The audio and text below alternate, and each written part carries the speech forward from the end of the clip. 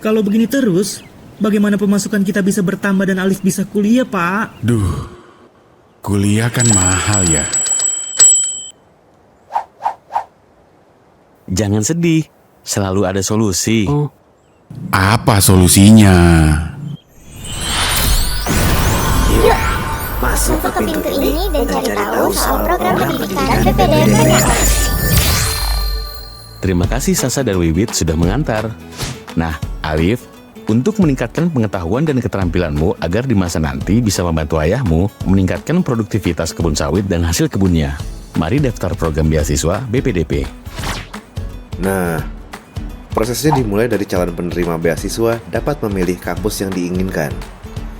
Langkah selanjutnya, pendaftaran dan input berkas yang bisa diambil di kantor Ditjenbun. Lalu berlanjut ke verifikasi kelengkapan berkas di kantor Ditjenbun juga.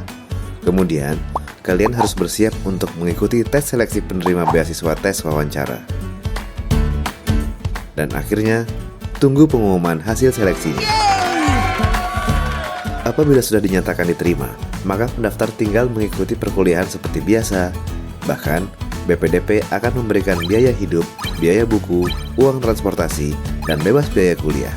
Jadi, tidak perlu khawatir. Pak Tanem kerja sendiri saja. Kebun sawitnya masih suka bermasalah, Pak. Iya, Alif kan kuliah dapat beasiswa BPDP. Sawit saya pertumbuhannya masih sering bermasalah dan kurang optimal. Keren, Pak.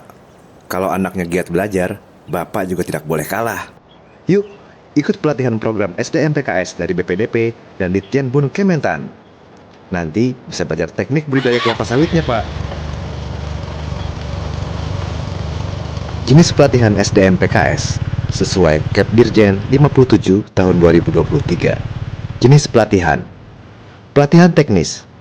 1. Teknis budidaya kelapa sawit. 2. Panen dan pasca panen. 3.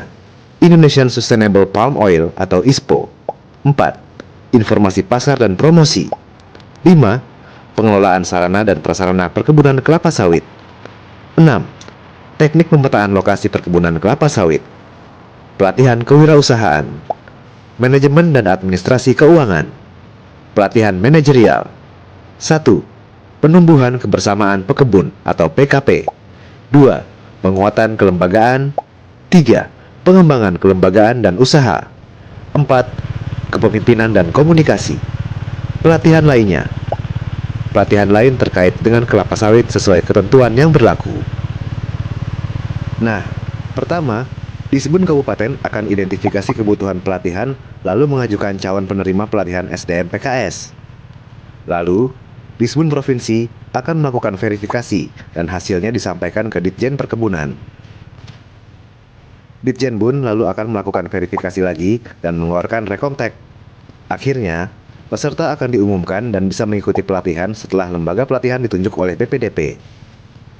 Ditjen Perkebunan memberikan rekomendasi peserta.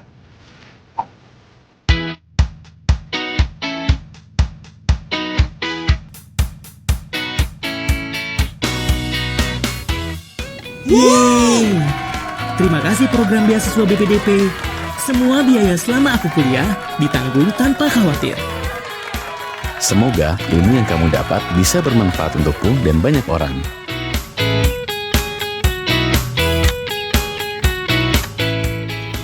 Ayo, jangan berhenti belajar Dan meningkatkan kemampuan lewat program beasiswa untuk anak petani sawit dan pelatihan SDM bagi para petani sawit dari BPDP agar kebun sawit produktif dan panen sawit jadi lebih baik.